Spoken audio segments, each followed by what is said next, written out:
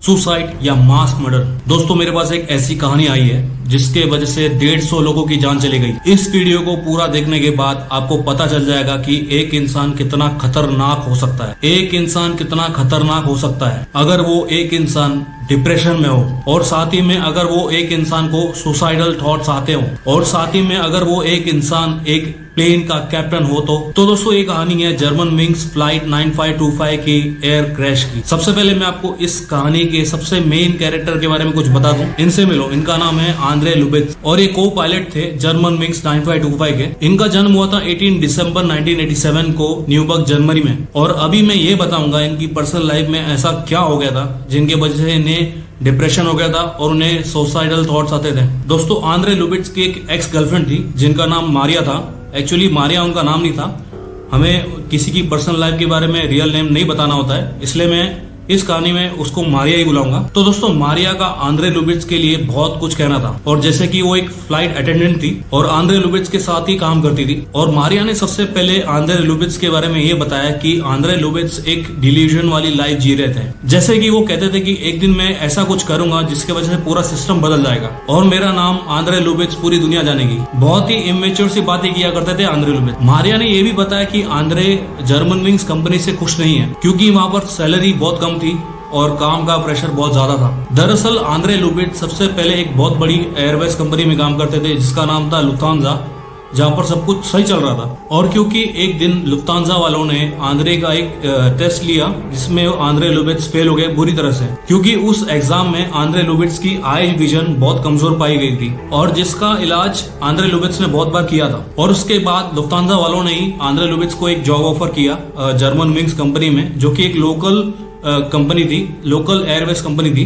वहां पर ही आंद्रे लुबित्स को को पायलट की जॉब दी गई। और सबसे पहले मैं आपको बता दूं कि जो जर्मन विंग्स कंपनी है उसको भी जो रन कर रही है वो लुफ्तांजा ही है। मारिया ने आंद्रे लुबित्स के बारे में एक ऐसी चीज बताई थी, एक ऐसी बात बताई थी, अगर वो जर्मन विंग्स को पता चल जाती तो एक्सीडेंट कभी नहीं होता। मारिया ने ये बताया कि आंद्रे लुबित्स डिप्रेशन में और उनको सुसाइडल थॉट्स भी आते हैं, और जिसका आंद्रे लुबित्स मेडिसिन भी लेते थे और उनका थेरेपी भी चल रहा था। और जबकि यूरोपियन देशों में डॉक्टर और पेशेंट की जो बात होती है उसे प्राइवेट ही रखने का कल्चर है और बहुत सारे लॉस और कानून भी है, इसीलिए आंद्रे लुबित्स के दिमाग में क्या चल रहा था वो कभी किसी को पता नहीं चल पाया। मारिया ने आंद्रे लुबित्स के बारे में एक और शॉकिंग चीज बताई थी। मारिया ने ये बताया कि आंद्रे लुबित्स को रात में डरावने सपने आते थे एयर क्रैश के, जहाँ पर वो ये बताते थे कि मुझे द टेरेन और पुल अप की आवाजें सुनाई देती है और उसके बाद मैं एकदम से जाग जाता हूँ। तो दोस्तों अभी मैंने आपको आंद्रे लुबित्स की पर्सनल लाइफ के बारे में बताया, और अभी मैं आपको ये बताऊंगा कि उस प्लेन में उस वक्त आंद्रे के साथ क्या सिचुएशन थी और उस प्लेन में क्या क्या हुआ था। कैसे आंद्रे लुबित्स ने फ्लाइट 9525 के कॉकपिट को किडनैप कर लिया और उसका दरवाजा बंद कर लिया। पूरा सिचुएशन बताता हूँ, ध्यान से सुनना। तो दोस्तों ये बात है 24 मार्च 2015 की, और हर रोज की तरह वो दिन भी एक नॉर्मल लग रहा था। तो सुबह करीब 9 बजे बार्सिलोना एयरपोर्ट स्पेन से फ्लाइट 9525 डुसलडॉर्फ जर्मनी जाने के लिए निकल गया था। और उस प्लेन में आंद्रे लुबित्स के साथ एक और को पायलट था और प्लस 4 फ्लाइट अटेंडेंट्स थे और प्लस 144 पैसेंजर सवार थे। और उसके बाद फ्लाइट 9525 हवा में टेक ऑफ करने के बाद समुद्र के रास्ते फ्रांस की तरफ बढ़ रहा था, और बस उसके आधे घंटे में ही फ्लाइट 9525 हवा में 38,000 फीट तक पहुंच गया। सब कुछ नॉर्मल चल रहा था और सब कुछ प्लान के अकॉर्डिंग ही चल रहा था। फ्लाइट 9525 को 2 घंटे 20 मिनट लगने थे बार्सिलोना से डुसलडॉर्फ जाने के लिए, और करीब 9:20 पर आंद्रे के को पायलट ने एक फ्लाइट अटेंडेंट से कहा कि स्टॉप ओवर एट बार्सिलोना। और एग्जैक्ट 9:30 बजे फ्लाइट 9525 ने अपना पहला कांटेक्ट किया एटीसी से, और जो कि हर बार की तरह एक नॉर्मल रूटीन मैसेज होता है, सब कुछ प्लान के अकॉर्डिंग जा रहा था। लेकिन और उसके बाद एटीसी को अपना पहला मैसेज देने के कुछ ही सेकंड्स के बाद और उसके थोड़े सेकंड्स में आंद्रे लुबित्स के जो को पायलट थे उन्होंने आंद्रे से कहा कि मैं कॉकपिट से बाहर जा रहा हूँ और बाकी का जो ओवर रेडियो कम्युनिकेशन से आप कर लो, और उसके बाद आप फ्लाइट को ऑटो पायलट में डाल देना। और उसके बाद उनके को पायलट का यही कहकर कॉकपिट से बाहर आना था कि आंद्रे लुबित्स ने ये मौका देखा और कॉकपिट का दरवाजा बंद कर लिया और फुली लॉक कर लिया। और अभी मैं आपको उस कॉकपिट के दरवाजे के बारे में कुछ बताना चाहूंगा। और अभी मैं आपको जितने भी एयरक्राफ्ट होते हैं, जितने भी प्लेन होते हैं दुनिया में, उसके जो कॉकपिट का जो दरवाजा होता है उसके कुछ रूल्स होते हैं और वो कितना मजबूत होता है और वो कैसे खुलता है वो सब बताऊंगा, क्योंकि इसका जानना इस कहानी में आपके लिए बहुत जरूरी है। दरअसल 2001 में जो 9/11 का जो इंसिडेंट हुआ था, उसके बाद जितने भी एयरक्राफ्ट आने लगे थे मार्केट में पूरी दुनिया में, उसमें एक ऐसा कानून बनाया गया था पूरी दुनिया में कि वो जो दरवाजा होगा एकदम ऑटोमेटिक होगा और स्टील का बना होगा, और सिर्फ अगर उसको खोलना हो तो वो अंदर से ही खुलेगा, बाहर से नहीं खुलेगा, ताकि कोई भी आतंकवादी कॉकपिट को किडनैप करके किसी बड़े आतंकवादी हमले को अंजाम नहीं दे पाए। तो ये रही उस कॉकपिट के स्टील से बने दरवाजे की बात। और बस जैसे ही आंद्रे लुबित्स ने कॉकपिट का दरवाजा बंद किया और उसके बाद ठीक 9:31 को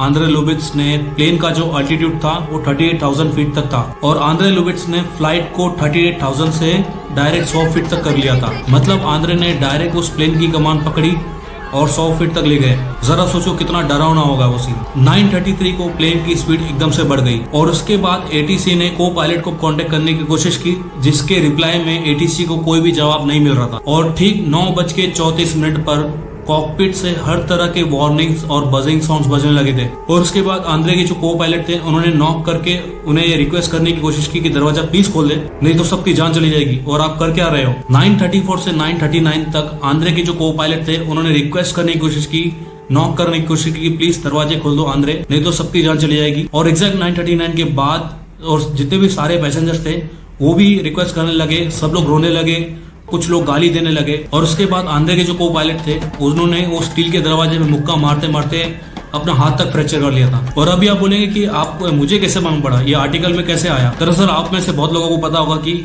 हर एयरक्राफ्ट में एक ब्लैक बॉक्स होता है जिसमें फ्लाइट में जो भी कुछ बातें होती है, कॉकपिट में फ्लाइट अटेंडेंट की सारी बातें रिकॉर्ड होती है। और फ्लाइट का एक्सीडेंट कितना भी भयानक हो, वो जो ब्लैक बॉक्स होता है वो मिलता ही मिलता है। तो ये ब्लैक बॉक्स में सारी आवाजें रिकॉर्ड होती है कि फ्लाइट 9/25 में सिचुएशन ठीक है एक्चुअली में। और इवन वहां से गुजरने वाले जो दूसरे प्लेन के जो पायलट्स थे वो भी आंद्रे को कम्युनिकेट करने की कोशिश कर रहे थे। सिर्फ 93 सेकंड्स रह गए थे प्लेन क्रैश को, और कॉकपिट के हर जगह से द टरेन पुल अप की आवाजें आने लगी थी। और हुआ भी वही, एग्जैक्ट 9:41 6 सेकंड्स पर जर्मन विंग्स फ्लाइट 9525 फ्रांस के अल्प्स माउंटेन पे क्रैश हो गया। आंद्रे लुबिट्स को सिर्फ 10 मिनट लगे थे फ्लाइट को 38,000 फीट से डायरेक्ट 100 फीट तक लाना और उसके बाद एक पहाड़ पे क्रैश कर देना। सिर्फ 10 मिनट में ये इतना बड़ा एयर क्रैश इंसिडेंट हो गया। एक फ्रेंच प्रोसिक्यूटर ब्राइस रॉबिन ने ये पूरा इंसिडेंट बाकी जो जर्नलिस्ट है उनको अपने आर्टिकल्स के लिए और इंटरव्यूज में ये बताया था। ब्राइस रॉबिन का यह भी कहना है कि जितने भी लोग उस प्लेन में सवार थे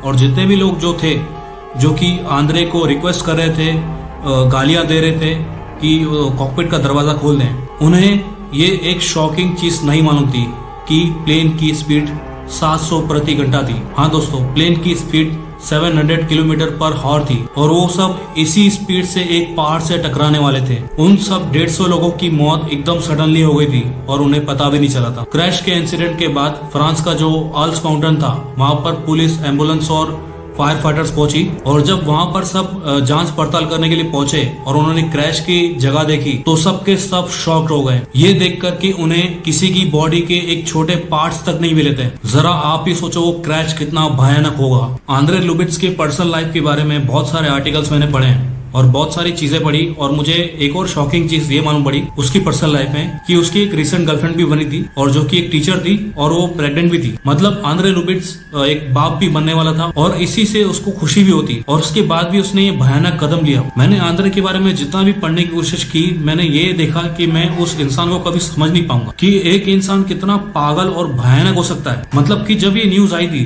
तब आंद्रे लुबिट्स को पूरे दुनिया से गालियां मिल रही थी। कोई भी इंसान को आंद्रे लुबिट्स के लिए थोड़ी भी सिंपैथी नहीं थी। इवन मैंने ये भी पढ़ा कि आंद्रे लुबिट्स का जो अंतिम संस्कार होता है क्रिश्चियनिटी में, उसमें उनके जो खुद बहुत सारे ऐसे परिवार थे जो आए नहीं थे और वो भी गाली दे रहे थे आंद्रे लुबिट्स को। सोचो कितना पागल होगा वो इंसान। तो दोस्तों बस यही थी जर्मन विंग्स फ्लाइट 9525 की वो भयानक एयर क्रैश की कहानी। जाने से पहले अगर आपको ये मेरा कंटेंट अच्छा लगा तो मेरे इस चैनल को सब्सक्राइब जरूर कर देना और मेरे इस वीडियो पर लाइक और कमेंट जरूर करना। मैं ऐसे ही बहुत से भयानक इंसिडेंट्स और इंटरेस्टिंग टॉपिक्स पर वीडियो बनाता रहूंगा। तो बस दोस्तों मिलते हैं जल्दी अगले वीडियो में, तब तक के लिए थैंक यू।